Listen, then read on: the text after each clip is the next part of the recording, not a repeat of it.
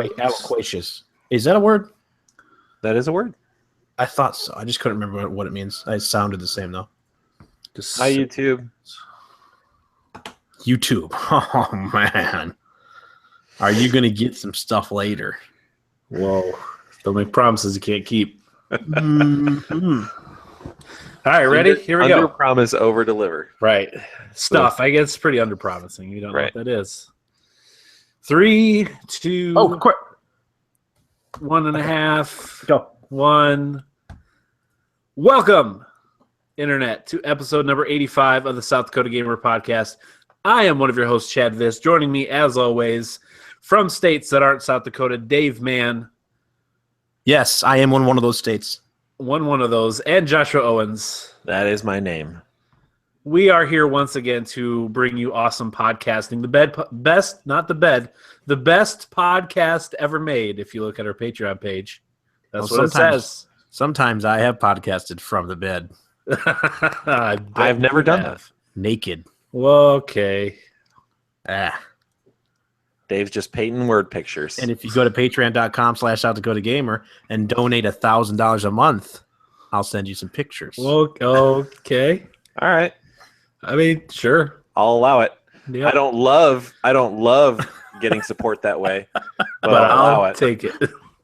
$1,000 is $1,000 a month. That's right. Yes. Yes.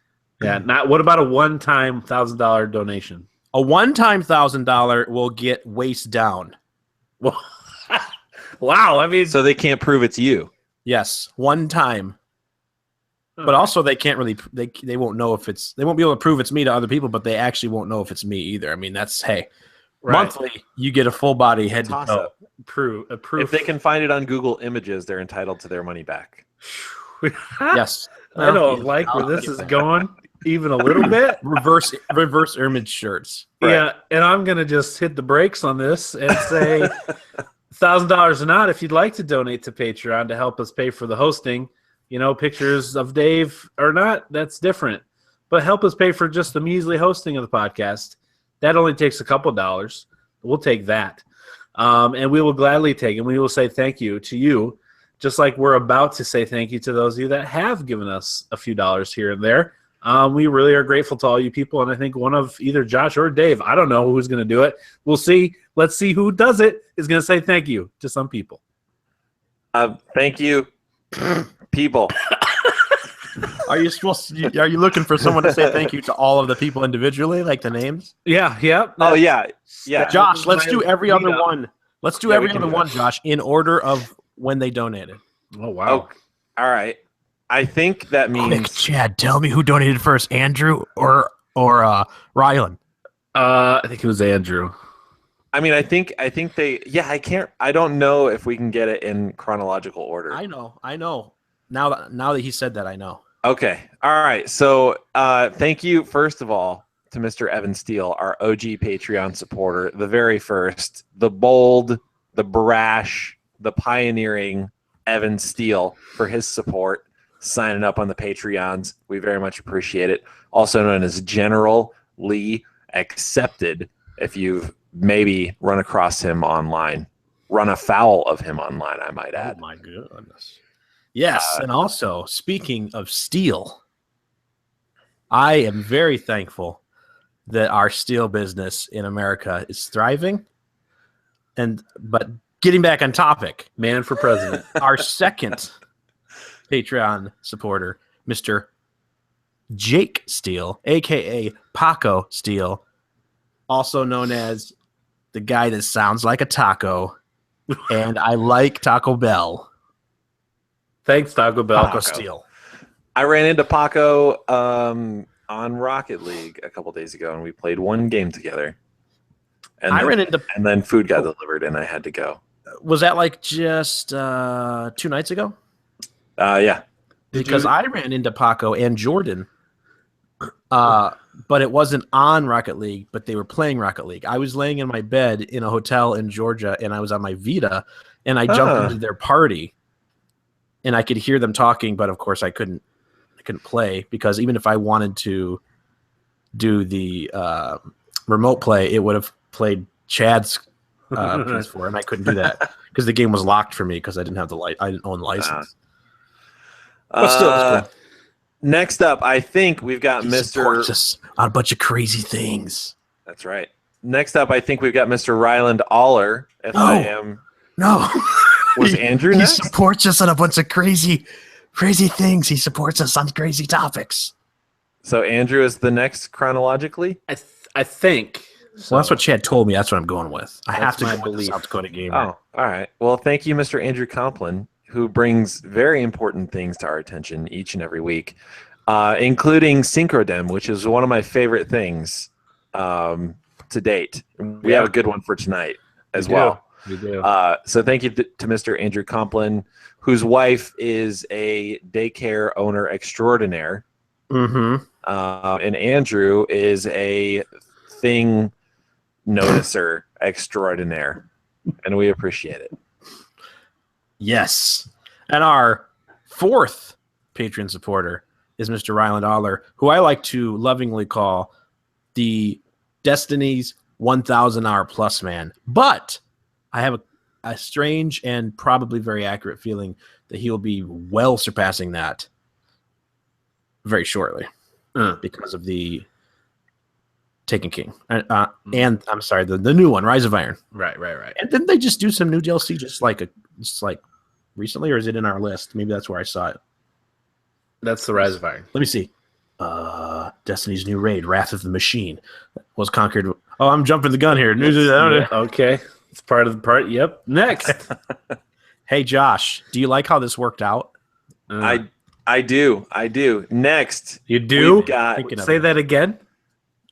What? You no, do? I just meant I like how it you worked like how out. it worked out, right? Because the next person we need to thank is the always lovely, very beautiful, always smells real nice, makes excellent food, and is kind of mean to me when I'm sick.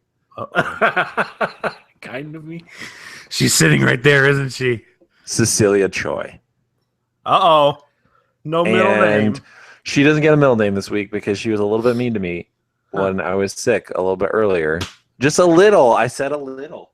I'm hearing smacked. I'm hearing physical abuse. Yeah. Right That's now. not chicken noodle soup. I'm sick right now, and I've been meetings. abused. Listeners of the South Dakota Gamer Podcast, if you are struggling with abuse, please do not hesitate. Not a funny thing to reach say. out or talk to anybody or call several hotlines that you can find all over Google or message us. We're here for you. We'll reference you to phone numbers that you can call. Yes, for just $5 a month at patreon.com/South Dakota Gamer.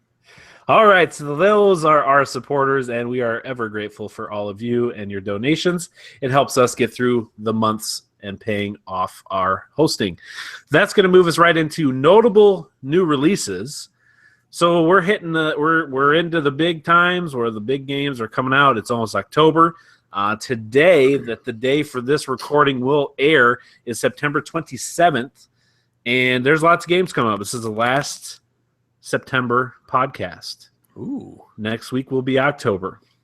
Yes. So the notable new releases for the 27th of September.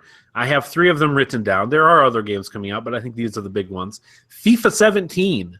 Goal!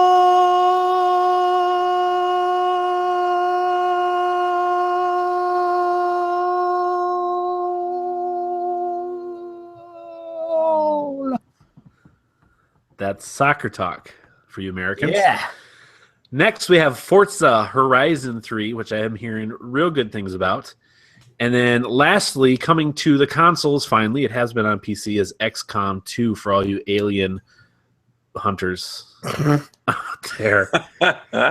That's also I heard good things about. So those are the notable new releases. If you feel inclined to go pick those games up. I am tempted to get Forza Horizon 3. I'm not a big race car game guy, but all the praise and the awesome things I'm hearing about it, it's very tempting. It is tempting me, but I have not done it yet. So see us next week. Maybe I will. That'll bring us into our No Man's Sky moment. I had to add this moment in after speaking with Josh because, Dave, you haven't played No Man's Sky in the last week. No. I have not played No Man's Sky in the last week, but come to find out, Josh has. Tell us about it, Josh. I have played No Man's Sky in the past week. So I got the platinum just a few hours before recording this podcast. Congrats. The last, so I finally got the Extreme Conditions trophy, and it was broken for a while. Something in one of the updates broke it, and then the most recent update fixed it. So I did what you did, Chad. I just sat in a building and upgraded my life support system to the point where I could leave it for a good long time, and just let it rack up time. And I was doing other stuff, watching TV, doing other things.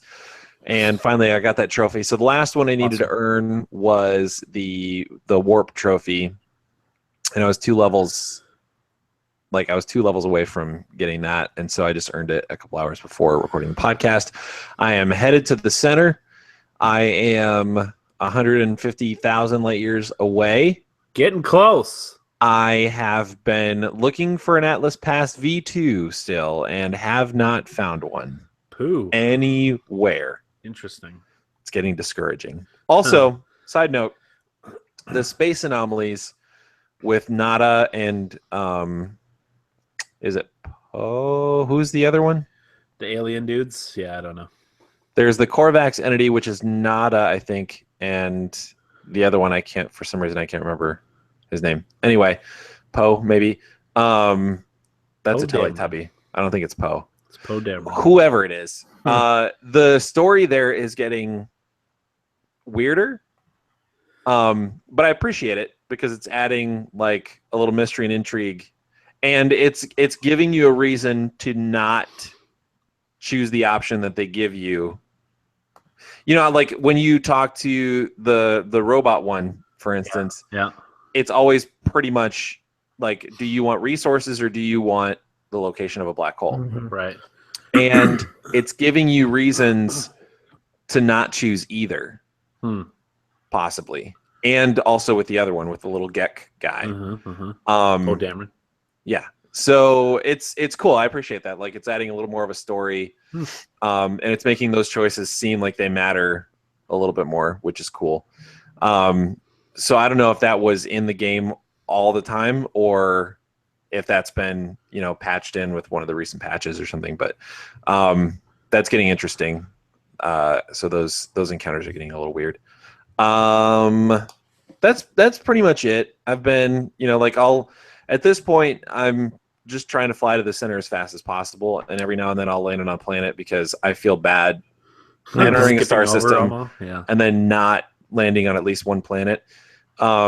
And so I'll do like the same thing you were talking about, Chad. I'll look for those little green exclamation points. Yep. And if there's valuable stuff, I'll run around, collect them all. I'll fill up my pack. I'll leave the planet, go sell them, move on to the next star system. So I've been doing that for a while. I've got like 9 million units. I really just want to build up a ton of units and then buy a huge ship.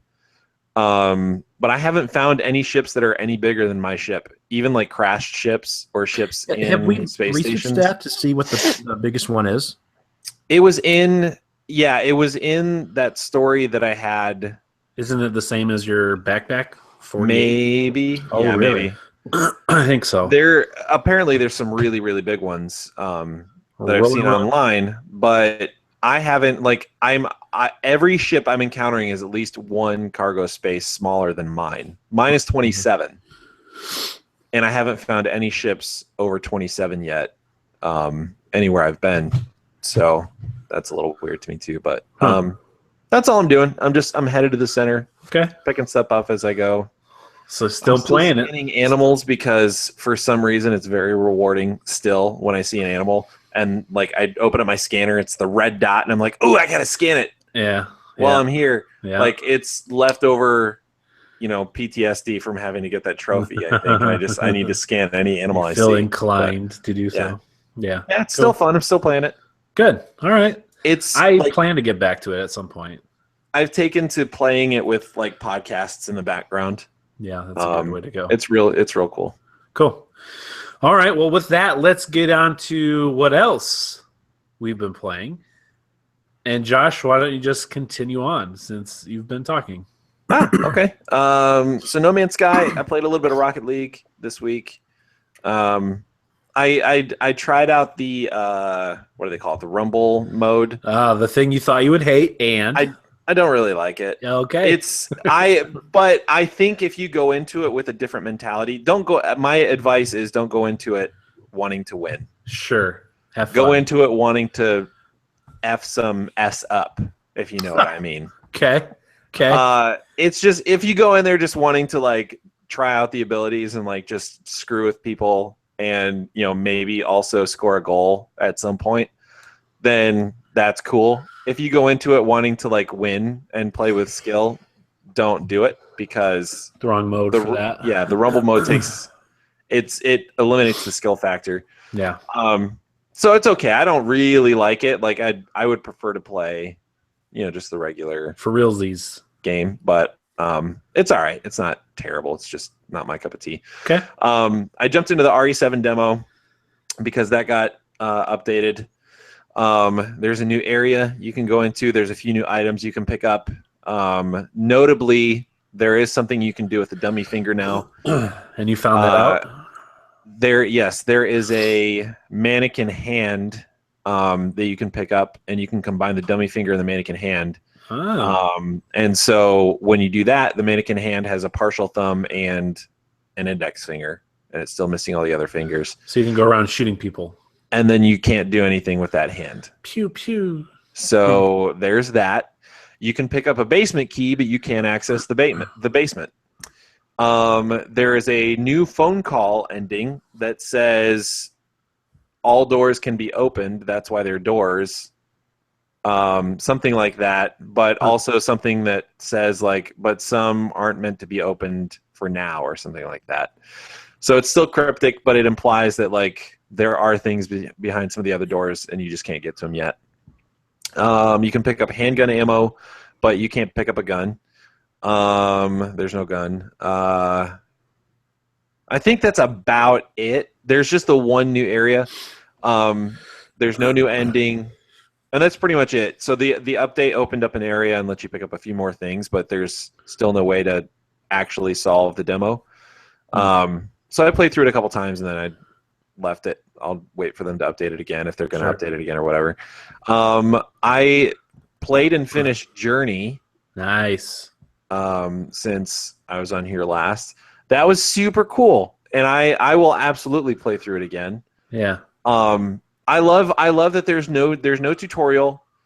There's no like text on screen that says you should do this or try this or like this is how this works. It's all super intuitive, and they found a way to just let you play, and the game teaches you how to play without looking like it's teaching you how to play. Like it builds on things like I get why people consider it one of the greats.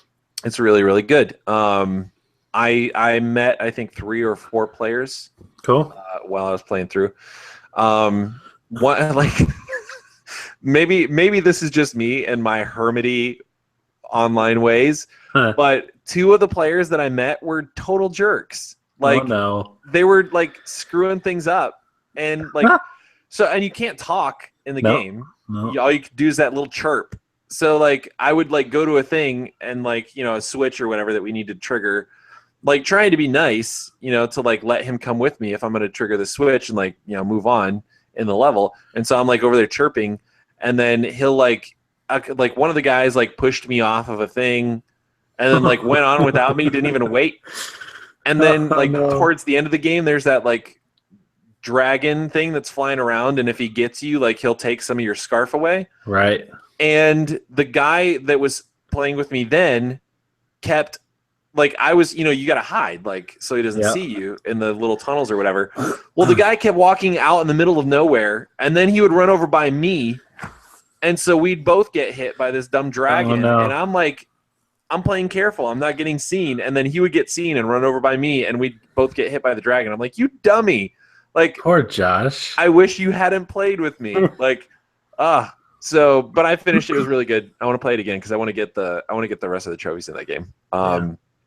And I've been messing around a little bit with Lords of the Fallen. Interesting. Which I wasn't sure I was going to like. I really like the Dark Souls games, and this was a Dark Souls-like, or Dark Souls Light, if you prefer that term. But it's pretty good. The story is easier to understand than Dark Souls. Sure. But it's still pretty obscure and pretty vague. But the gameplay is pretty cool. There's still that combat rhythm. And there's like the way the upgrade, like the abilities skill tree and stuff like that works is pretty cool. And there's this, like, I really like, there's a system where you earn experience points and then you can bank them at like little checkpoints. And if you bank them, then they don't, like, you know, if you die in Dark Souls, if you die, you have to go back to the spot where you died to pick up your experience. Right. So in this game, you can bank your experience points, and then when you die, like, those experience points will be still banked. You don't have to worry about going back and picking those up. That's nice. But if you don't bank your experience points, then there's a multiplier that takes effect at some point, and you'll earn more experience points. But you're risking dying and then having to, like, fight your way back and get them. Right. So, like, you have to choose, you know, like, which side of the coin you want to go with it, if you're willing to risk it or whatever. So that's a pretty cool system. I really like that. And there's, like, these little bonus worlds where you can go in and fight enemies and, like, get new armor sets and different things. It's pretty cool. Cool. Yeah, it's a pretty cool game. I like it. It's really pretty. So that's cool too. So I started off playing as I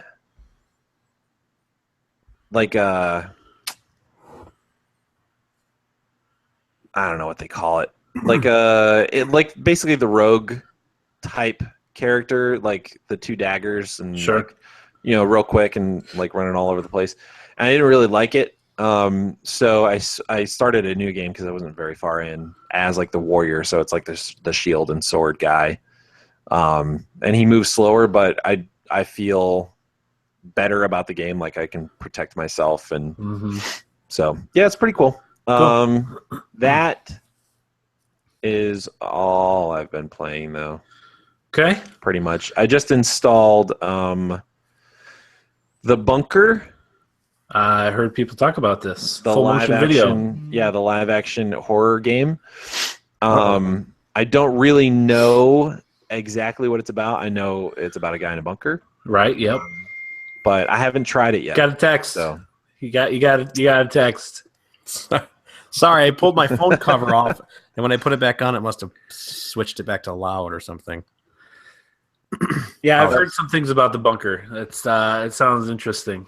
I didn't even know it was a thing until I heard It's real about it. short, supposedly, but Yeah, I mean, I would Which is expect fine. it to be if it's live action. yeah. Like, but yeah, I heard about it. I didn't know it was a thing until I heard about it on a podcast that I was listening to, and somebody just mentioned it kind of offhandedly and said what it was, and I was like, well, that sounds pretty cool. So yeah, I'm gonna try it out. See. The question Dave wants to know: is there a platinum? Well, it's on my PC.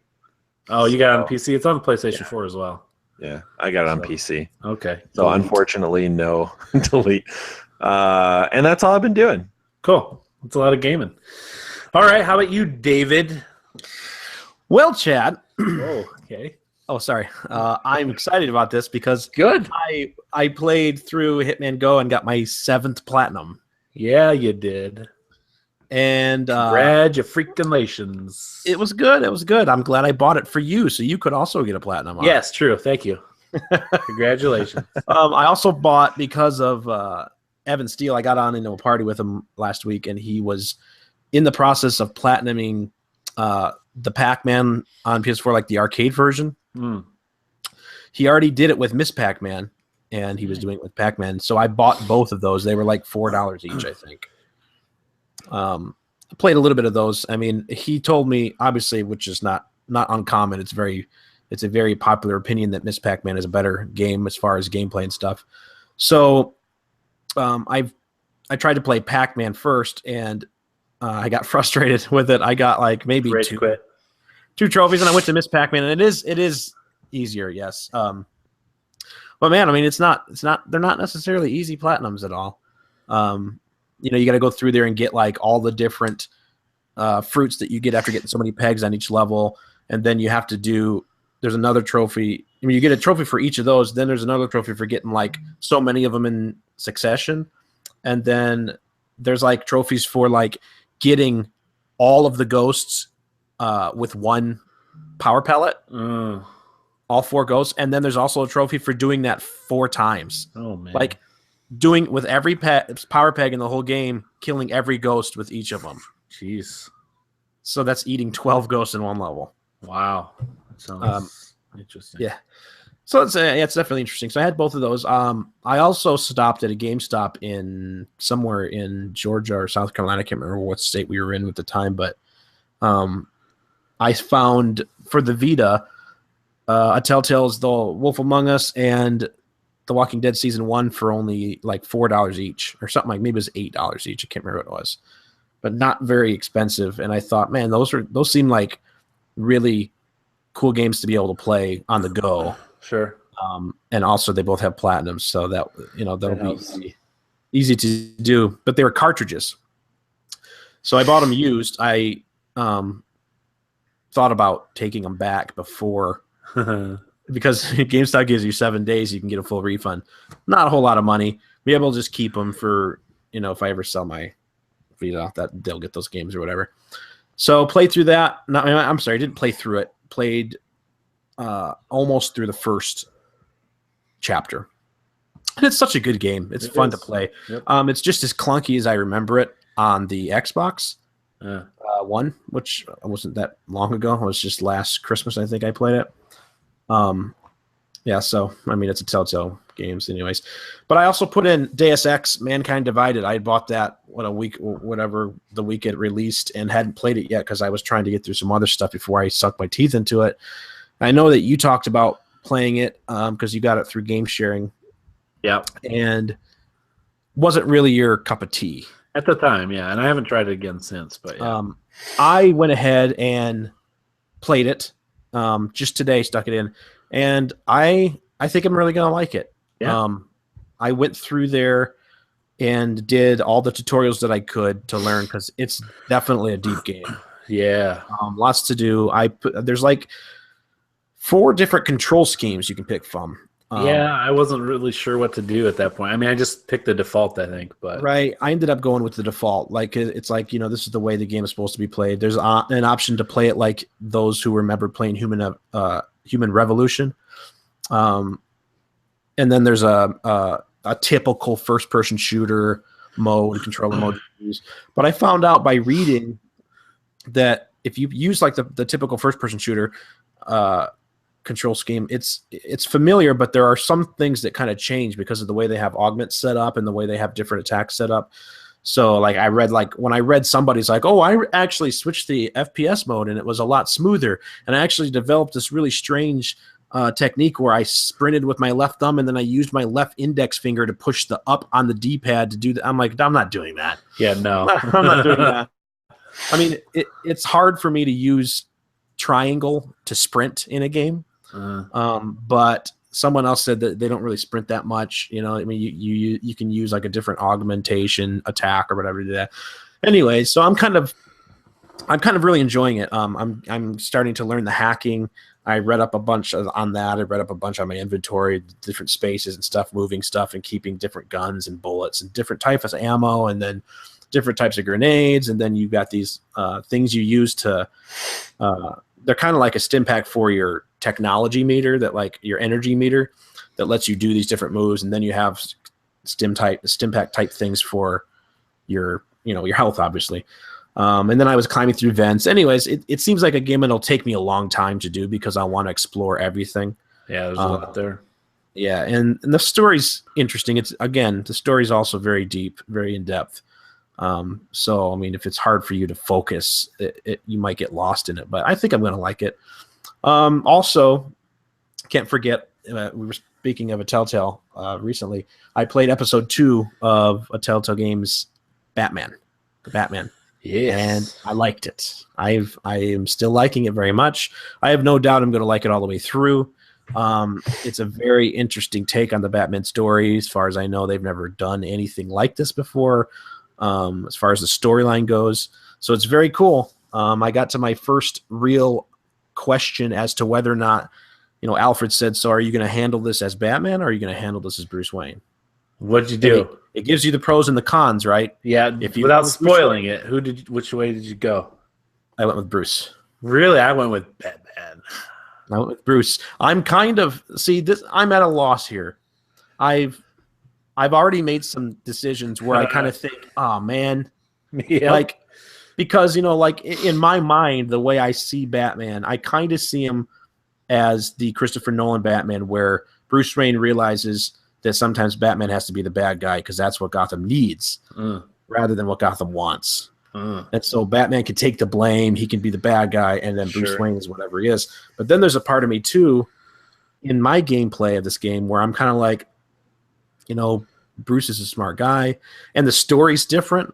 I mean, the things he's dealing with are different than anything he's dealt with in any of the other stories I've heard. And so I've been using him and kind of wanting Batman to be seen in a little bit better light. But actually, this game to me might be the first Telltale game that I play again just to do it completely different. Like maybe I want to be Batman that's just hardcore Batman, the Batman that Josh hates where he's shooting people and killing people. I don't think that's an option in this game, but or at least maybe to shoot people. Maybe you can kill. I mean, I haven't finished it, so who knows? Right. But anyways, it's very good. I very much enjoy it. And that is all I have been playing this week. Cool. All right. Well, I'll go next then. I also been playing the Telltale Batman. And when it came to that decision of do you want to be Batman or Bruce, I'm like, well, anytime you ask me, do you want to be something or Batman? It's always Batman.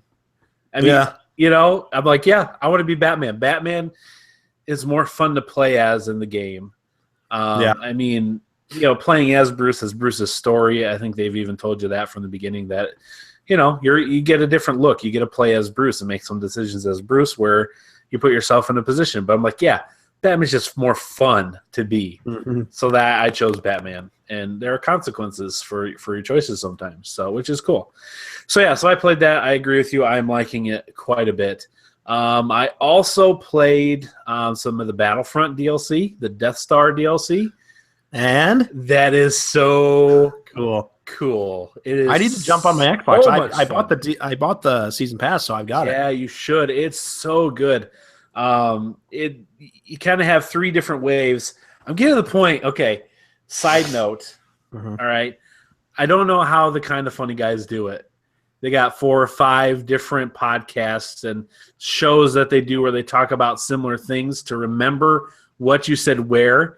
Because I talked about this thing on the Star Wars podcast. I do Star Wars Rant, and I'm thinking, okay, was that on last week's Gamer podcast? Or, no, it couldn't have been because it wasn't out yet. So I talked about it on that podcast, and I'll talk about it here. But when you start off, it's the Death Star DLC, and you start off. There's a couple different modes you can play. Obviously, we know Chewbacca is the hero you play for the Rebels, and then Bossk is the hero you play for the Empire. And there's Hero Hunt and all stuff involved with that too. But the big one, right? It's kind of like Walker Assault, where there's different points, and then the map moves forward, right, to the next one. It's kind of like Rush from the other shooter games. You start off, and you're in an X-Wing or a TIE fighter, so you're doing a fighter squadron. And if you're a rebel, your job is to attack this Star Destroyer.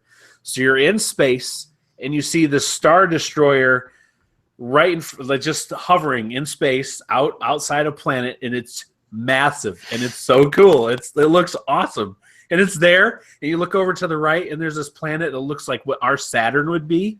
And it's huge, and there's rings around it, and there's asteroids floating in those rings, and it's beautiful. And then you look behind you, and in the distance you see the Death Star. It's not huge, but it's there, and it's ominous, and it's it's there. And so your goal as the Rebels is to take out the 2 shields that are on top of the bridge of the Star Destroyer. And the way you do that is you get Y-wings to come, just like when you're on Hoth. And once the Y-wings hit it, then it can be attacked. And you shoot at those, and you try to blow those up wave after wave. When eventually you do that, then you attack the bridge. And if you win as the rebels, stage 2 moves you onto the Death Star. So, and whether if you win or lose, you move on to the Death Star.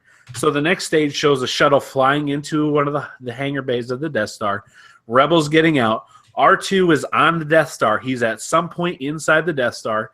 And as the Rebels, you have to go and activate him and escort him back to your shuttle to get him off the Death Star with plans. Okay, obviously we know in Jedi he didn't have plans, but okay, that's what they're doing. As the Empire, you want to keep the Rebels from getting him, and so R2's there, and you're basically guarding R2 to make sure that they don't come and get him. So regardless of which way it goes, you win or lose that round. Then you get into the trench run. Now, this is after Jedi, so this isn't the trench run just – well, no, it is. Yeah, I'm sorry. They've kind of mixed two because you are shooting the photon torpedoes into the exhaust port, but you're also able to fly into the Death Star like they do in Jedi to do the core. So they kind of molded the two. But you start off and you come in and it'll designate 3 players on the Rebels as the Red Squadron. One of them will be Luke. One of them will be, I think, Wedge, and I forget who the other guy was that was in that threesome that went in. Giggity. Okay. But it designates 3 players to be on that squadron, and their goal is to get into the trench, and the trench has 3 checkpoints. So once you hit a checkpoint, you can't, because all the Empire's after those 3 guys to shoot them down and keep them from hitting those checkpoints. But they hit the checkpoint, then you start there. If you die, then 3 more players get designated, and they get to start their run too. 3 checkpoints in. If you get to it before the timer's up, then the Empire or the Rebels win. They'll get the torpedoes in there. As the Empire, you're just going. It's crazy. It's like when you first saw them zoom in on the white landscape of the Death Star and what looks like buildings everywhere, turrets shooting green lasers at you. And it looks better than the movie does. It's so freaking cool. So Carter and I were playing it, and he was flying. And if you've listened to the podcast, that's probably my favorite mode of that game is flying the X-Wings and the TIE Fighters. He's flying all over the place. He gets to the trench run, and he's found this TIE Fighter in, and the TIE Fighter jaunts to the right and actually goes inside the Death Star where the triangles kind of come out to the side, and the Millennium Falcon has to turn sideways, and the TIE Fighter just boom smacks right into it and explodes, and Carter's right behind him, so boom, he smacks into it and explodes into a fireball. But you're just you can fly into this. You can fly in there and weave your way with the red pipes and the triangles and the deflectors. It's so freaking cool. So did you do it? Cool. I tried to. He kept hogging it. So I didn't get my son was hogging it. He was bullying me and wouldn't let me play. But I need to play that more. But it's a ton of fun. Just that mode it looks amazing. It's Star Wars, man. People were kind of bored and disappointed with Bespin, Cloud City DLC. But man, this one makes up for it huge. And then in December, we get the Scarif Rogue One DLC, which Scarif is the tropical planet that you see the stormtroopers in the knee-high water on the beach. So that's the final DLC in December. Yeah. So it's good. If you have that game, I highly recommend at least buying that DLC pack because, man, is that cool. So cool. Awesome. So there's that. I kind of like Star Wars. Then I also I've been playing BioShock, the first BioShock, original release date 2007. So a 9-year-old game. I have all these brand new games. Yep. I have Deus Ex, I have Hitman, and I'm sitting here playing BioShock from 2007. But as I mentioned last week, that's as close to a horror game as I'm going to get. It's still the case.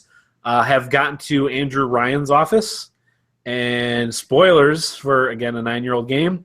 I done beat his head in with a golf club, and it was real gross. Nice. And would you kindly find out who the real bad guy is? And now I'm in that last kind of. They have some fetch quests that I forgot about where you have to go get this and that and collect the pieces to become the Big Daddy eventually. Like you have to collect the pheromones so you smell like them, and the boots and the helmet and the suit. And so I'm doing that collect-a-thon to become him so I can be the Big Daddy so I can go after the actual final bad guy. So I'm within grasp of finishing the game, BioShock 1. I've gotten 32 trophies off this game, all bronze. All bronze. Good grief. Yeah. And see, that's for those of you who are trophy hunters, as they call them, or trophy addicts, that can show you how much one game can make a difference, because Chad and I, although I have one more platinum than him, he has been, with the exception of like maybe for 12 hours ahead of me in trophies, because I passed him by like 3, and then he took it back by like 20, and now he brought it. I think you're like 8. You're like, what is it? Is it 580? How many do you have? 280. I don't remember. 280 trophies? 580. We're in the 600s. We're both in the 600s. Are we? I'm not paying Yeah. attention to what's going on. We're Let me both in the 600s. Let me jump in real time, real quick, in my PlayStation app and look at what my trophies are. Yeah, My trophies are 673. I think you're at 685 or 680. I am at 685. Yeah. So pretty yeah, close together. a lot of bronzes, which is fine. This game I'm just kind of playing through, not necessarily trying to get them. So most of those just are coming by playing them, not specifically trying to get trophies. But yeah, so that's the thing is for me, I played that one. And again, it's a 9-year-old game, and here I am playing this game through, and I'm enjoying it. I'm having fun. There's a lot of things I didn't remember about it, and it's a good game. It's a real fun game. So I've been playing that, and then I also tried out Hotline Miami. Dave had platinum that game, and he had bought that game. So I'm like, I got that, I think, on a PlayStation Plus months and months ago. I never tried it. Yeah. I'm like, I'm going to try this game, and it's an addictive game where you fail. But it's real quick to just keep going, and so you fail and retry, fail and retry, fail and retry. It's that top-down, 8-bit, like, brutal, basically Hitman. You're going in and you're whacking people with pipes, you're shooting them with shotguns, and they're just splattering slicing them with samurai swords, fireman axes, all kinds of stuff. But it's all 8-bit, water. so it's not like you're super gruesome, but you fail so, like, you'll go in and you'll get hit once, and you're dead, and you can start right back over. And it's addictive because there's a pattern. May be a trophy for that too. Yeah, I think there's one for dying 1,000 times. Yeah, but will. Yeah, it's tough. I don't think I'm going to get the platinum in that because I don't think I have the patience to continually fail and try to figure out the patterns in order to the proper way to get through the house, or to go to which room to go next. And there's no right and wrong way, but there's obviously an easier way, I think. So yeah, I think if you at least figure out, like, when you get through the game, you get through all the levels, and then you go back and you look at a guide and stuff, it makes it easier to get the trophies. Sure, I can see that too, I guess. But there's so many other good games coming out. Yep. I did play some Destiny. My main big character is on Xbox One, where I'm like level 40, or something like that. Maybe that's not even the case. But the winter I'm in the Taken King, and I've played some of that. That's on the Xbox, but Dave purchased the Taken King Destiny bundle on the PlayStation. So I started a character there, and so I played through, like, getting your ship and going to your first missions and doing the patrol and stuff, getting the hyperdrive on Earth. For those of you that have played Destiny a lot, Ryland, that was done like 2 years ago by you 4 or 5 times with all your characters. And I'm just like, and you can use that sparkle light to bring yourself up, but then you miss, playing all that stuff too. So there's a lot there. If we wanted to play Destiny and start at the beginning, man, there's a lot of hours to invest. Thousands, as Ryland will tell you. But yeah, so I played that, and I think that's all that I touched on this week. So we've been playing a lot of games, and guys, it's October, well, it'll be October next week. You know what that means. My birthday. Yep. You guessed it. It's Dave's birthday. That's what that means. That's what October is. So there's other things in October too, like, for instance, Halloween. Yeah, that happens too. But also pumpkin. Skyrim. Oh, Skyrim is coming out again, guys. I'm excited about Skyrim. That's probably all I'll play when it comes out. Yeah, you are. Yeah, a little bit. So Skyrim's coming out October 28th. If you didn't know, you go ahead and get that. Maybe get on the Xbox One so you can play with the mods. I don't know, just a suggestion. So let's move into the news. I have a PlayStation, and I suggest that. Choose. If you so choose. Yeah, so get on Xbox One. I'll probably get on both. So the news you can use this week is brought to us by Andrew Complin and the Octothorpe. Did All right, you guys anybody have to that's look it listening up? right now, if you're listening to this, stop Googling, stop it, Yeah. and I want you to guess Did what you the have to look it Octothorpe up? is I on looked our it up. page. I looked it up. Oh, I did extensive research. on the Octothorpe. Okay. I didn't look this up because my brain retains weird facts, and I remember my You dad. knew it. Yeah, my dad was talking about this one night, and my dad had found out what this meant somehow and told me, and I thought it was really interesting. So, Dave, what is the extensive research on the Octothorpe? Andrew would like to promote this, so let's promote it. Well, the Octothorpe, for people who don't know, is the original name given to what we say today is the hashtag. Now, octo, obviously meaning 8, refers to the number of ends of each line that makes up the symbol. So if you can imagine, there's 4 lines that intersect, and if you look at both of those, all 4 of those lines as a rectangle that has 2 sides, so 4 times 2 is 8. But this symbol is obviously used mainly in telephony and computer. Mm-hmm. There is no interesting fact about the Octothorpe. There is no known usage before the late 1960s or early 1970s, presumably from someone at Bell Labs. Yeah, that makes sense. That is interesting. Do you know how many other names there are for the Octothorpe? Hashtag pound. Number Octothorpe. sign. Yeah, the number sign. Whatever that name is. That's 4. How is there more than 4? There are 7. Wow. List them, will you? Obviously, well, you have to count Octothorpe, unless I worded it other names. Octothorpe, that's the same thing. Hash is a name that's used. Sure. Pound sign, which was usually what we said when we were referring to the phone. Number sign, like you said, hashtag, obviously. So, it is also called the tic-tac-toe sign. Oh, yeah. Oh, sure. And then it's called noughts and crosses sign and slash symbol.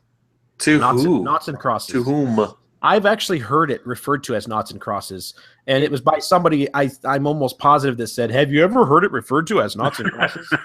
Which was One the of answer those was no. people. What's Yeah. the original use of knots and crosses, though? What does that originally mean?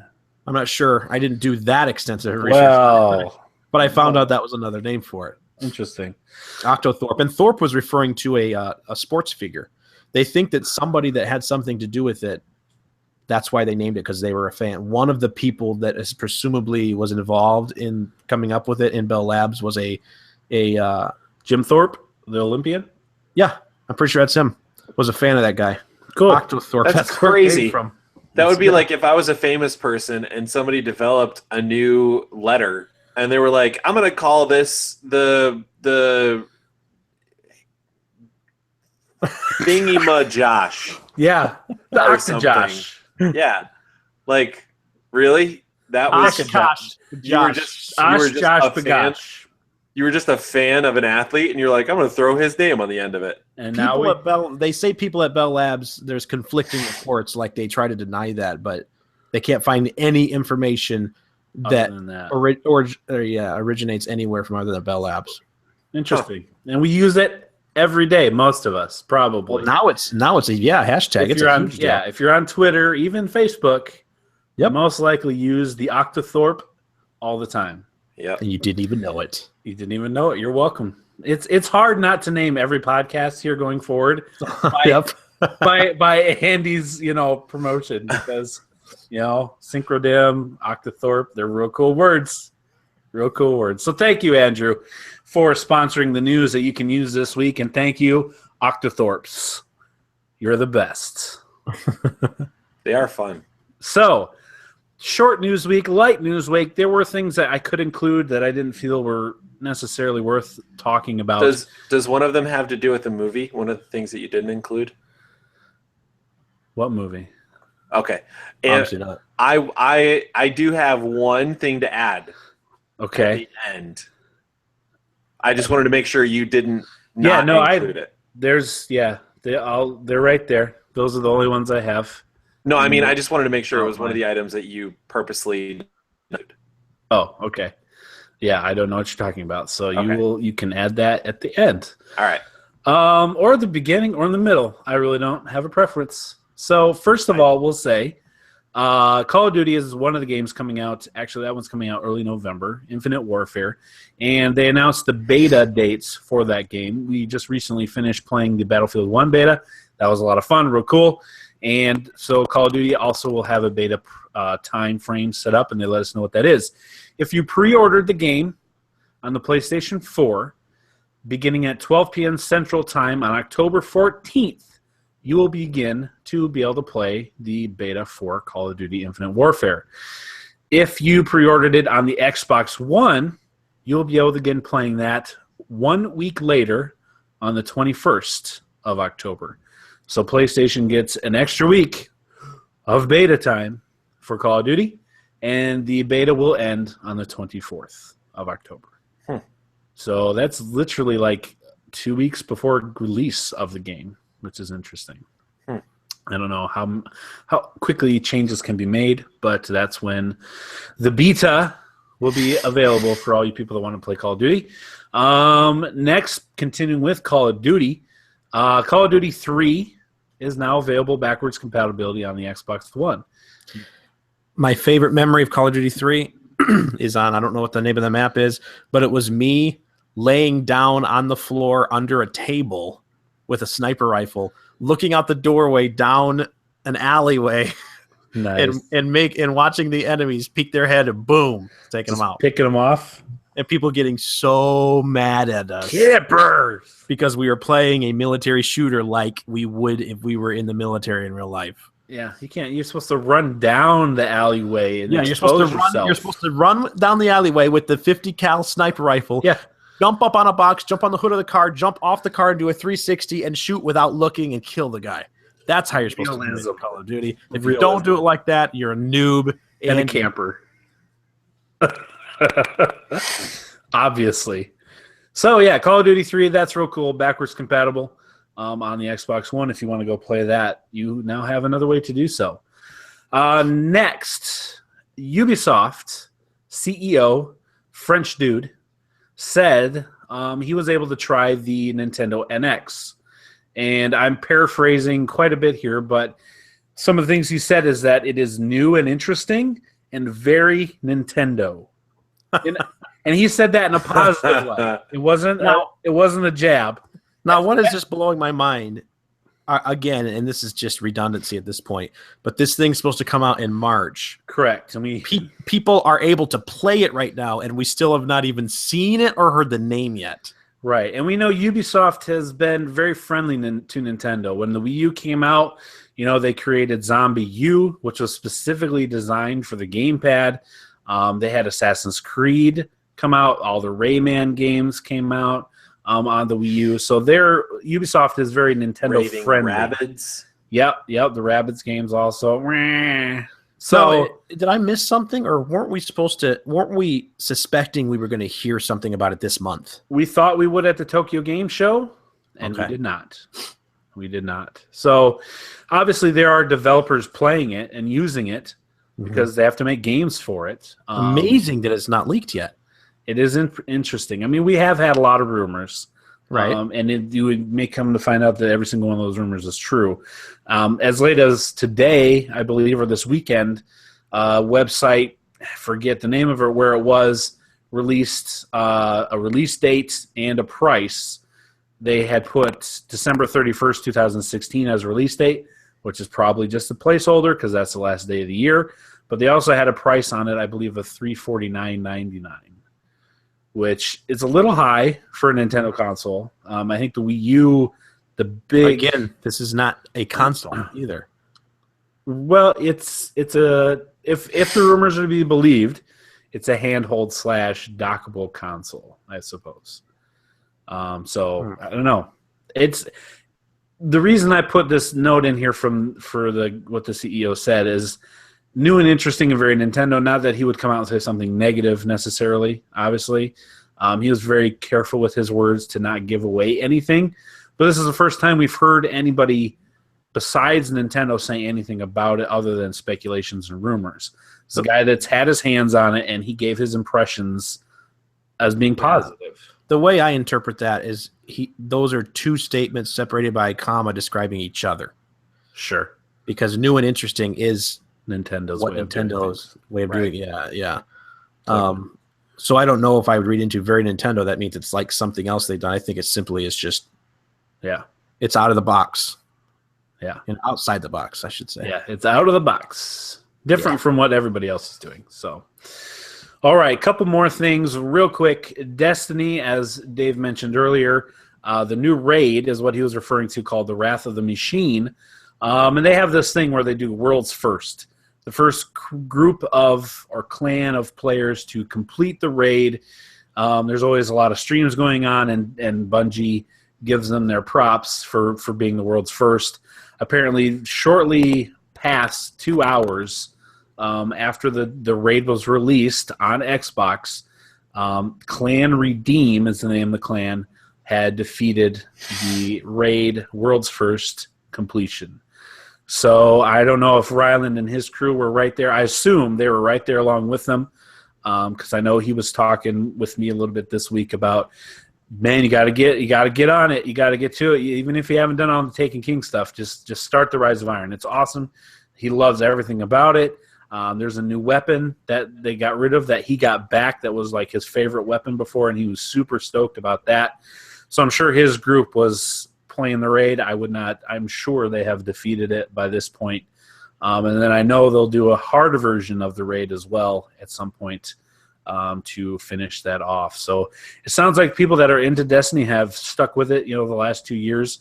Really like this DLC. It's relatively short from what I understand as far as story missions go, but it gives you a lot of backstory to a lot of the characters and a lot of the things that you have learned about up to this point, a lot of the weapons and the names and things like that. You climb a mountain. There's platforming in this DLC. I read I didn't read. I passed an article saying something about that, and I was like, well, that's interesting. Yeah, and I've seen pictures. There are platforming jumps that are difficult. Like you have the double jumps and the glides and things. It's not easy, from what I understand, to climb this snowy mountain. But that's part of this DLC, which is interesting. Really cool. I guess it looks fantastic. So I look forward to getting to that point someday, eventually. I would like to see it. I would like to experience that. So there you go.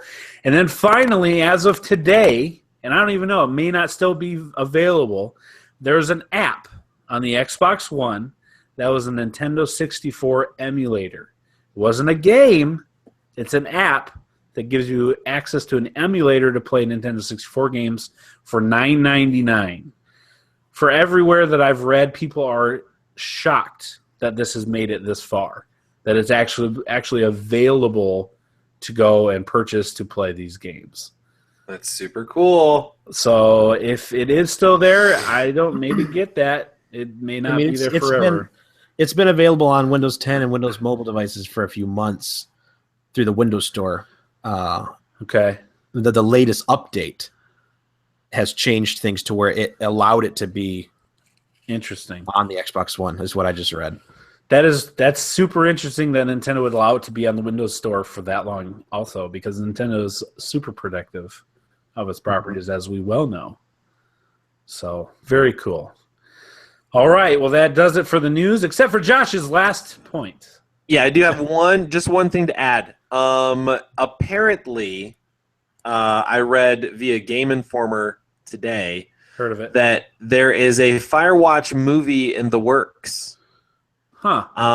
Really? Indie developer, yes, according to Game Informer, Game Informer's Jeff Cork, indie developer Campo Santo is working with the production company Good Universe to develop projects in games and film. The first of those projects is a film adaptation of the developer's debut release, Firewatch. Cool. Good Universe is perhaps best known for producing the pair of Neighbors comedies created by Seth Rogen, Eva Goldberg, and James Weaver. Huh. So, reputable film company with some success under their belt. And so that could be pretty cool. I think I would dig it. I really hope they get the voice actors to be the Play actors. the roles, yeah. Like, that would be really Would cool. they not show you Delilah the entire time? That would be, I feel like that could still work in film. What if they did it? What if they did it like they did with that one movie and it's totally in first person? I was gonna say, what if the the movie is just in Hardcore first Henry? person? Yeah. oh, wow. I A never first thought of that. person like drama thriller instead of an action Walking movie. Simulator? Huh. That'd be They pretty just- cool. They do it in the form of kind of like Blair Witch, where it's kind of like documentary style, but movie at the same time in first person. Interesting. Yeah. So Cool. I thought that was interesting. It doesn't say anything about when it's out or how far along they are, but apparently they are in talks with Good Universe. Interesting. make the That's movie. cool. I'd watch that. Yeah, I would too. All right. Well, that's all the news that you can use this week. If there were more news, we'd let you use it, but there just simply is not. So let's move into the topics that interest us. These topics are brought to us this week by East Coast Candle Company. I do not have the candle burning at the moment, so don't look over my shoulder. But it is Right. candle burning season. It is like 50-some degrees here in South Dakota. It's not got to freezing yet. There's a candle Dave has. He is burning it on his face. It looks real close. Pumpkin spice. Pumpkin spice everything. So, you can go ahead and head over to eastcoastcandleco.com and get yourself a nice candle to burn here this fall. They do real good hand-poured soy candles for you.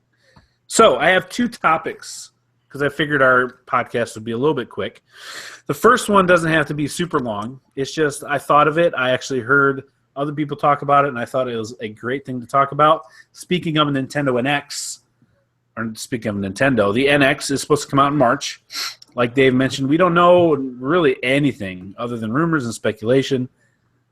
So what would you call the Nintendo?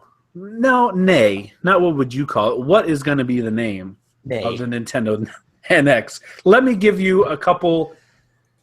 I did some research on this. I looked into Nintendo's systems over the years, saw what the code names they had for these systems, and then what they actually ended up being named, right? Maybe we can see a pattern or something like that. So I've got a couple handhelds because the rumor is this is a handheld / console. Right. The Game Boy was called the Dot Matrix system. That was their code name, Dot Matrix. The Nintendo DS had a couple. It was called Iris or Nitro or simply DS, which that's what it ended up being. DS being Dual screen. dual screen. So they kind of stuck with what it was, right? The NES, Nintendo Entertainment System, was originally called, their code name was Advanced Video System. Advanced Video System was their code name for the NES. At first, I thought you said advanced video. I may have Yes, slurred my video. words a little bit there, yeah. Advanced. I thought video, Video chat, system. not video. The Super Nintendo Entertainment System, they stuck with this one also. Code name was SNES. That's what they called it. Nintendo 64 was Project Reality. Nintendo GameCube was the Dolphin.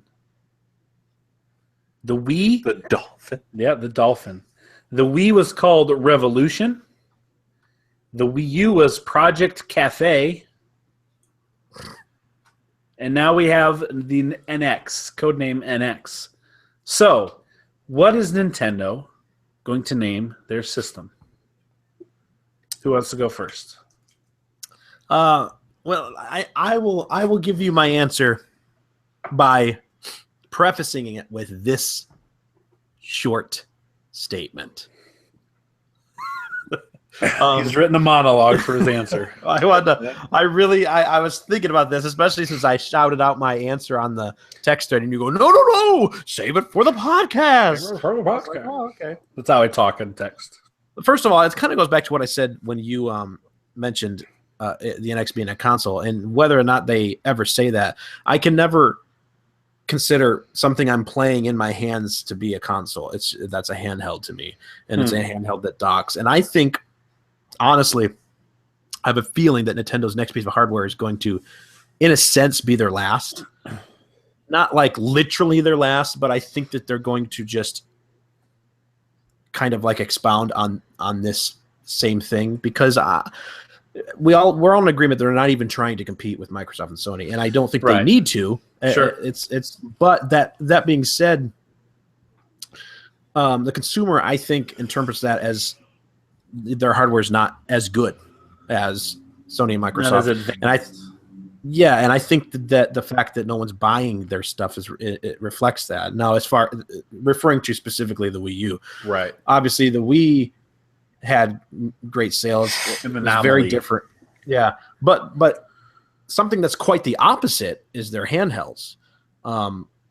Drastically the opposite. They've done very well with their handhelds, and Microsoft's not doing anything. Sony's got their Vita that they don't service very well at all. So I think they're doing a handheld or whatever they're calling it. I mean, most people will consider it a handheld.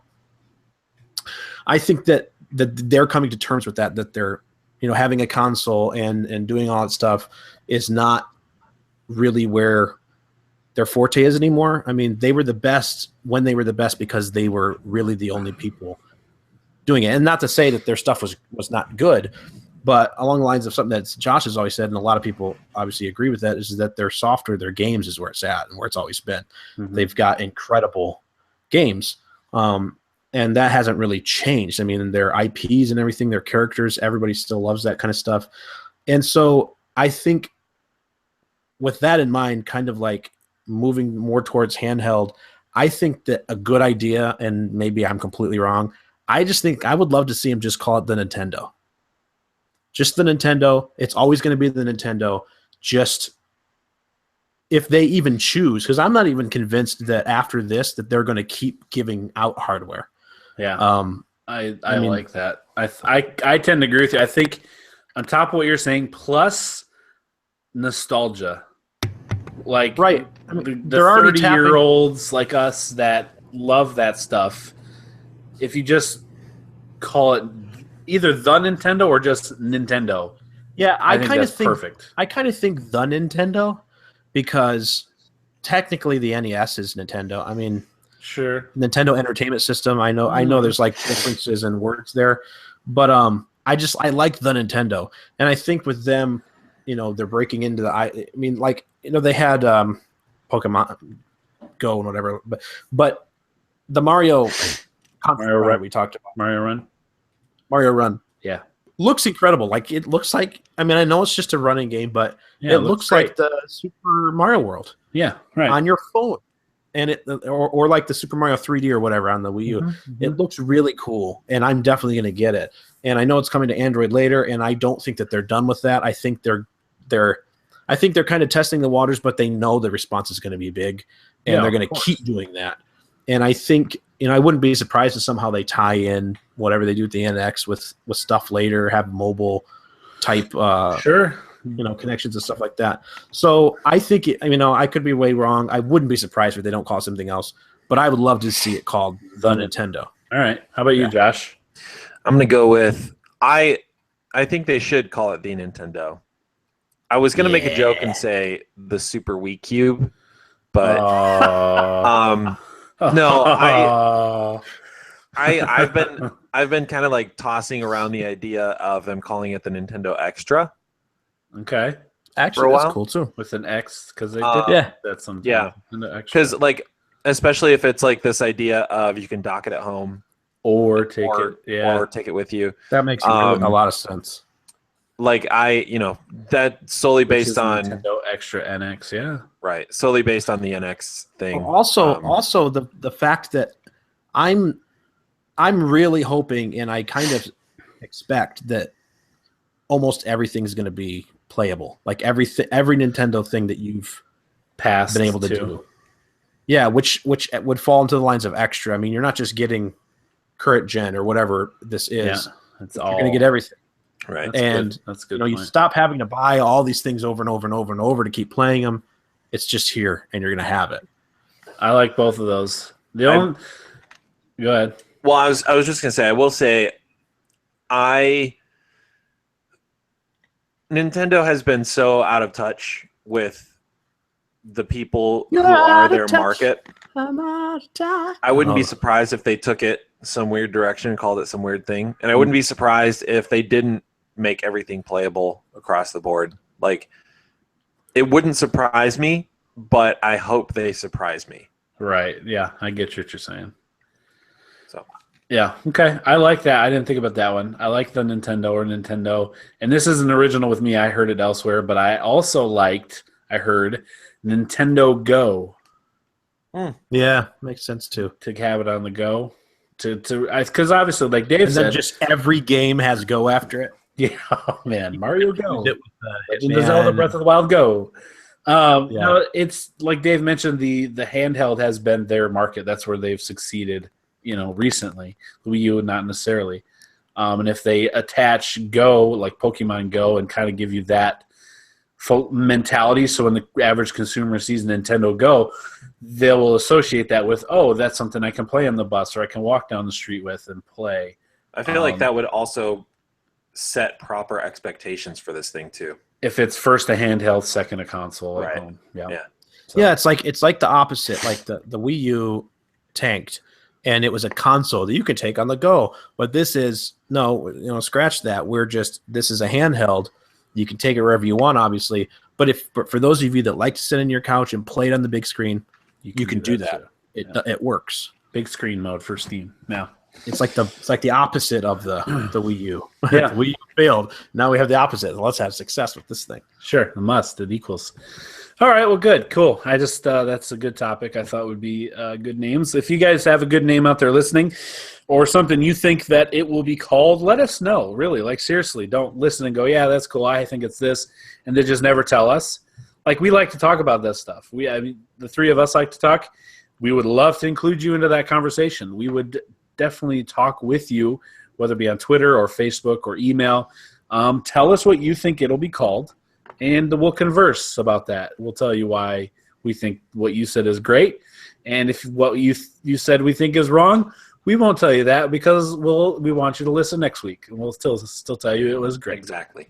So there you go. The second topic I have for you, which I think should be relatively quick. It was just a thought I had. I want to know, what is your favorite video game environment? What is the backdrop, the setting? What type of video game environment do you like the most? I came up with the question, so I will go first. It will be no surprise to anybody, I believe. There are a lot of different video game environments. Battlefield 1 we talked about. That's fun. World War I, I love history. That's real cool. The horses and all that, and the desert. We played the whole Lawrence of Arabia feel to it. But for me, it's always been, and it goes back to probably Zelda, just the medieval sword and shield, bow and arrow, fantasy world. If you take Skyrim and you throw dragons in there and magic, yeah, that's awesome. But I'm pretty sure it started with Zelda. And then there was this PC game. My mom's best friend and her husband, before they had kids, I was probably 5, 6, somewhere in there. And when my parents would go do something or go on a date, I'd go over to their house, they'd drop me off there, and they'd just watch me. And her husband, Jay, had like the latest computer you could get. He was huge into technology. And at that time, it was the Apple II, right? And it's super technology. Awesome. And they had this game where you could choose to be like a thief or a knight or like a wizard. And it wasn't a side scroller, but you could move up and down on the world too. But you could go up and you could pick locks in a house and try to get in if you're a thief, or if you're a wizard, you could cast spells. And it had that medieval type setting. And I just remember that I'm just going, wow, this is super cool. And as I've gotten older, The Witcher, is another game like that. That type of sword and shield, bow and arrow, magic environment, fantasy, high fantasy stuff. I play games in that all day long. Cool. I knew it was going to be that right when you started talking. No surprise. So this doesn't need to be. Does it need to be from a specific game or just a type of? Just what you enjoy the most, like your environment that you would play, that you love playing games in. It's your favorite. Okay. I'll go if you want to think about it, Josh. Yeah. This is something I never really paid attention to this word until I started hearing it more recently, and I realized that it's the word that describes the environments that I like in a game, and that's dystopian.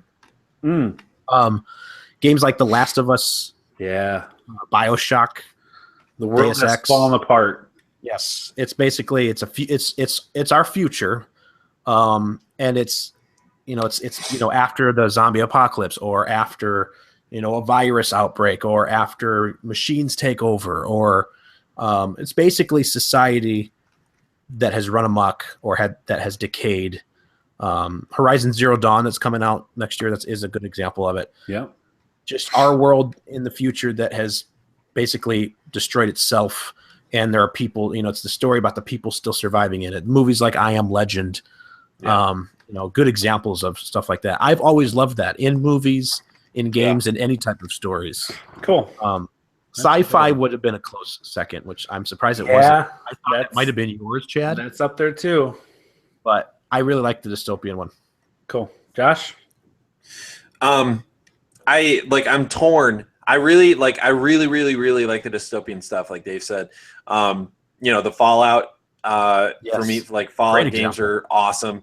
The Last of Us was so great. I love the idea of seeing, walking through some of the environments in The Last of Us and looking at how nature was reclaiming so much of the scene with them standing in the museum with the giraffes walking by. Yes. And grass is just growing everywhere, and there's vines, and highways are falling apart and trees are growing in the middle of a highway or something like that. That's really cool to me.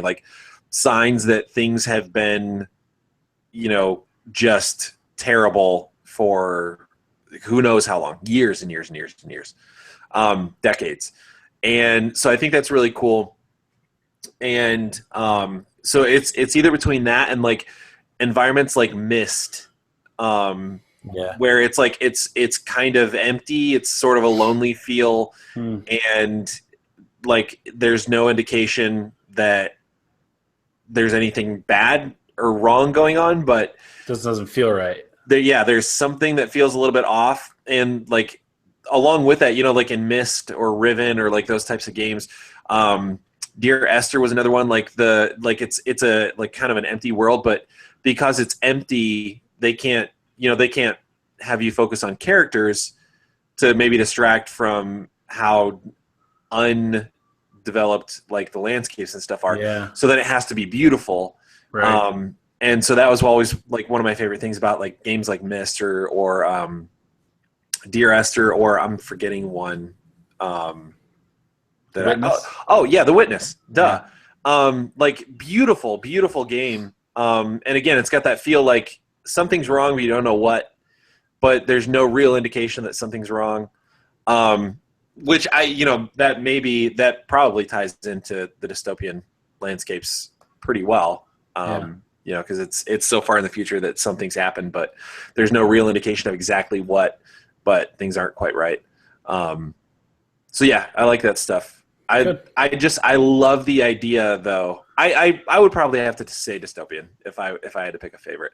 I love the idea that because mankind is we've got a structure in a society, things aren't falling apart and take us out of our society and structure, and highways have trees growing in the middle of them. Right. In 50 years. I even have this weird fantasy with wanting to kind of be in that Yeah. world where you have to fend for yourself and you have to basically claim your own. I mean, obviously, I would not survive because I'm not cut out for that stuff. I'd like to think I could, but I like the idea of that. But I do want to say this: before we leave this topic, let's not leave out one of the great dystopian set films of our time, possibly the classic WALL-E. Oh, sure. Yes. Totally. Yes. Give it up to WALL-E. Agree. Yeah. Probably the most realistic depiction Yeah. of a dystopian setting. 100%. Just trash everywhere. Yep. Yep. You're not And wrong. then fat people that can't walk anymore Yeah. because they're Give us our iPods jelly. on our face. Yep. All right. Yeah. What is your favorite video game environment, listener? Answer our questions. We're asking you them. Tell us what you like. Do it. What's the Nintendo's name going to be? What's your favorite video game environment? Don't make me ask again. Wow. So let's move on to Game Scoops. 20 questions. Scoop.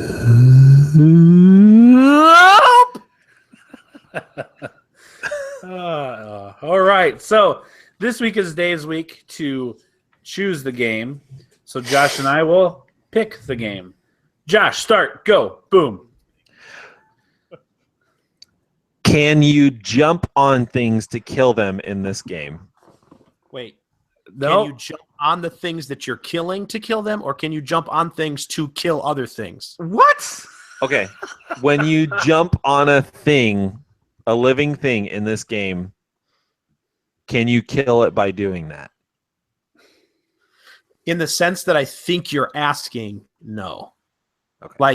Like if you're asking, like, can you jump on a Like mushroom or the Goomba and kill it? literal, yeah, the literal act of jumping on a thing and Will landing jumping on it. an enemy make it die? I mean, obviously, if you jump on an ant, you're going to kill it. But that doesn't mean... So we're jumping on ants in this game? I'm just saying... I'm going to say no because I'm thinking of, jumping on a Goomba and killing it. No. Okay. You can't do that. So All right. jumping on enemies in this game will not kill them. Right. It got weird already. Did this game come out before? Well, you ask. Yeah. Start off with Way it. to go, Dave. Did this game come out before January 1st, 2000? Yes. All right. Is this a console exclusive game? Meaning not PC. It was on consoles. No. So that means it was on PC, correct, Josh? Yeah, I would assume. It also released PC before 2000. Did this game come out before January 1st, 1990? No. Okay. 90s game, also on the PC.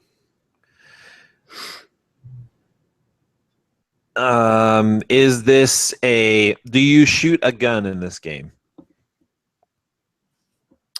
I think you can. It's been a while, obviously, since I played this. I think you can. Yes, you can. Yes, you can. Yes. Okay. I just should have just looked at an image. So this was right below my screen here. Where the guy has a gun? Huh. I'd say that. Huh. But if all you had to do was look at the image to be able to tell. Huh. Maybe I'm seeing projectiles flying that Huh. are from a gun. So you can shoot things with a gun. You did. What was your question? Yeah, let's clarify. Shooting? My question was, do you shoot a gun in this game? Okay, that's what I thought. Okay.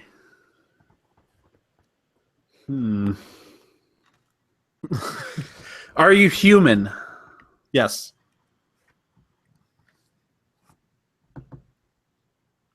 What question is this? You are on 7. You are about to ask 7. Okay, so you're keeping track. Is this a third person game? No.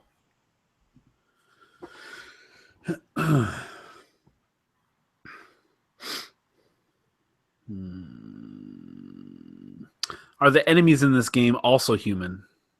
No.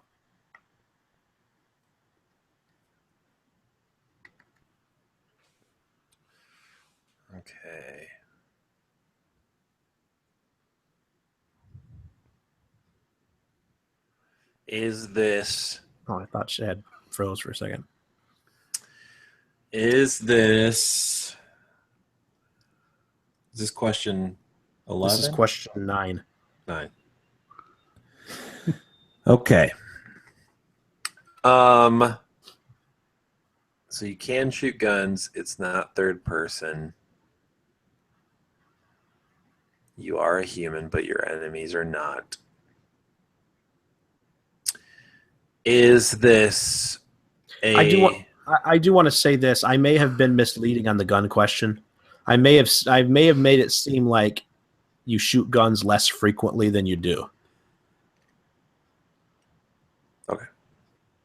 Because again, it's been a while since I played this, and I know that you have. This will be a hint. I know you have other weapons, and I was thinking maybe guns were like you didn't use them that much, but I think that they're pretty prevalent. Are there horror elements to this game? Not in the sense, not in the sense of a horror game. Okay. Is your character scared at any time in this game? I would think so, probably, yeah, but not like a horror game. All right. Is this part of a franchise? Yes. That was question 10. For some reason, Josh, Turok popped into my head. Oh, man. Don't know why, just saying. I don't think weapons? I've ever played a Turok game. But I'm trying to think if he had guns. I know there's some time travel stuff in one of them, and I think you definitely shot bow and arrows. You definitely had spears. I feel like I've seen a picture of guns in Turok Yeah, and I games. want to say there's some weird futuristic gun stuff there, too. Are there dinosaurs in this game, Dave? There are dinosaurs in this game. Oh, my gosh! Chad! And I know it was playable on PC as well. Okay, so how can we... There are numerous of them. The one I played the most, I think, was Turok 64. I think is what it was called on the Nintendo 64. Yeah. But I don't, if that's the first or not, that I don't know. And I know they've done some since, obviously. Dave, is this game you're thinking of, is this a Nintendo 64 game? Yes. Mm-hmm. So it would have to be Turok 64. Well, is there anything else with dinosaurs? Like, how can we narrow it down? Or eliminate or confirm? Because that was first person. I don't know much about the Turok games. Well, I don't know that this would necessarily narrow it down. I mean, I'm thinking it is. I was to say, ask if it was if they're jungle levels, because a lot of them were in the jungle of some kind. That's true. But Yeah. I don't know if that would eliminate or not anything. Is else. this set? Most dinosaur games are. Right? Because Is this set in a prehistoric. tropical setting? Yes, it is. Yeah, it's Turok 64. Dave, is this game Okay, go Turok ahead. 64? Yeah. This game is not called Turok 64. What's I'm it going called? to give it to you on a technicality. Yeah, okay. It's called Turok Dinosaur Hunter. Okay. This is one of the few games that didn't have 64 in the title. All right. Turok Dinosaur Hunter. Turok Dinosaur Hunter was released March 4th, 1997. Is that the Came out- first Turok game? Yep. Okay, it was. Came Huh. For the Nintendo 64, Microsoft Windows, and then backwards. It's backwards compatible on the Xbox One. First-person shooter. It's a single-player game. It was released. It was developed by Iguana Entertainment. The publisher was Acclaim Entertainment. Awesome. I was gonna say your other weapons, which did just you have like knives. saying it. You It's have what knives. You stuck have it like in a my compound bow. Because I was thinking I played most of it more silently because I was afraid of the dinosaurs head. finding me. Uh-huh. Because there was fear in that game. It's just not a horror game. But there are 6 games in the Turok series. There were 2 of them on the. There were 2 of them on the N64. Turok 2: Seeds of Evil. Actually, gosh, there was 4 of them. Yeah, Wow. 4 of them on the N64.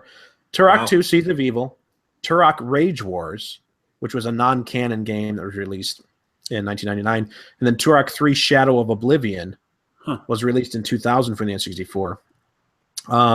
Turok Evolution came out in 2002 for, it looks like, Game Boy Advance, PlayStation 2, Xbox, and GameCube. And then just Turok came out for the Xbox 360 and PlayStation 3 in 2008. Apparently, I didn't play this game. Yeah, they need to make another one of those. I remember playing. It was fun. Yeah, I remember playing it too. It was fun. Yeah, so cool. Yeah, even though we knew it, when you said you can use guns, but that there are other weapons for some reason triggered what other weapons would there be? Yeah, because I remember I don't think I liked using the gun unless I was in, like, I had, like, raptors charging me. Yeah. And for some reason I was thinking, okay, yeah, so you primarily use a bow or a knife, but then I realized, no, I think obviously, your gun. So I wanted to clarify that because I didn't want you to think, oh, you can find guns in this game, but. Right. Cool. Good game. Okay. Good choice. Yeah. All right. And nice aha moment there, Chad. Yeah, that totally excellent. Yeah, that was like, I think on question 9 you had that thought. Mm-hmm. And Dave hit his smiles real well. I tried to. It's hard. It's hard. It is when they name it. That's what she said. Oh, giggity. All right. I was thinking before we close it out, do we want to give a little prelude for the people who are watching us on YouTube right now? I don't know if any are. They were. Or the people that watch this or listen to this show later, what they can watch later if they don't get to watch it tonight. Tell the people and the listeners and the viewers this is something that will be up later. We have a special treat that is going to be happening live this evening, shortly after this podcast closes in a few minutes. The three of us, Chad, Josh, and myself, are going to be playing on PlayStation 4. What? The PlayStation 4. The PlayStation 4. Borderlands, the pre-sequel. And it's going to be cool, and it's going to be fun. And I like to say it's going to be messy because heads explode, bodies get killed, I think. It's been a while since I played Borderlands. I just know it's fun. Yeah, so we're all going to stream our own separate video. So on Twitch. You could go to our Twitch channels, which mine is the South Dakota Gamer.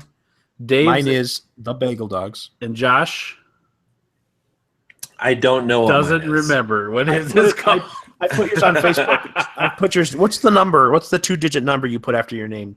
86. Oh, 86, yeah. Is that it? Because it's Beaver Cleaver 86, if that's the number. Oh, there you go.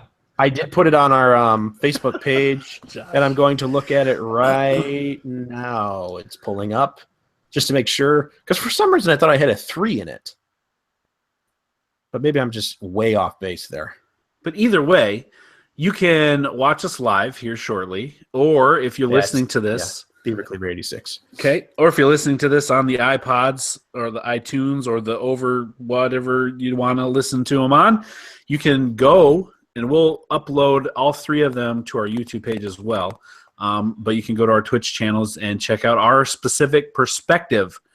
And so if you want to see Dave play, go to his. You want to see me play, Josh, go to ours. And you can go back and forth. But on each of our channels, from what I've been told by you guys, you'll be able to hear all of us talking. You should be able to hear the party chat. That is the plan. So... Cool. Go ahead and check Josh it out. Prematurely closed the chat window. Yep, Josh is done. He couldn't remember his Twitch channel, was mad that I made fun of him, and he done left. So we're going to end it right there. For Dave, the absent Josh, and myself, as always, thanks for listening, and we'll see you next week. And I'm going to give you listeners one guess at what I ate a little bit ago. They can't actually talk where we can hear them. Oh, that's right. About 6 pieces of pizza. 6 pieces. Say bye, Josh.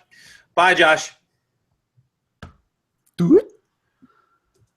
All right, this time I'm what stopping my happened audio for real right at the end. Something I barely ever do. Oh, you're going to stop your recording right now? Yeah, I already stopped it. I'm exporting it. Wow. Already. There's always like 5 minutes of audio of Dave just going, I know. Sorry. Yeah. What do you mean? Because you can't hear everybody else talk. It's just him. I know I forget. I don't care. Really? That's all I'd say. All those things. Yeah. Those are all the exact words every time. All right. We'll drop those in Dropbox as soon as you can, and then I'm going to pee. Oh, hey, YouTube, I'm going to go pee. But before I do that, we always forget this. I'm going to say goodbye to you and then do it. So Okay, yeah. Better bye, that way. YouTube. Because if you hear it, it's not good. Because it makes pee sounds. Making fun of Dave for not quitting the recording, and then I keep YouTube going. Yeah, I You just know. You just do yours live. I don't care.